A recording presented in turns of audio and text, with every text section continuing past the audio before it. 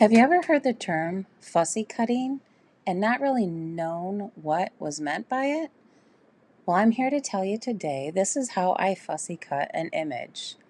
I find the image that I want to cut out, and then I cut around or tear around the image to get close as possible. So when I'm holding it with my hand, I have a nice firm grip.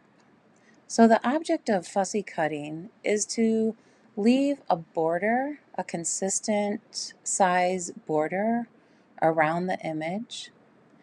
And I do this by having these very sharp scissors. I'll leave the link below. They only cost a few dollars where I get them.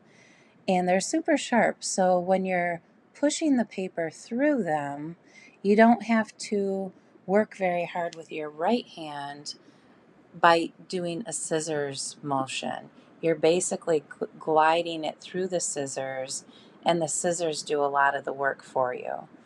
So you don't end up with sore hands when you're done fussy cutting images. So when you're done, you'll be left with this beautiful, consistent border. And then the object is to take it and ink around the edges so the image pops.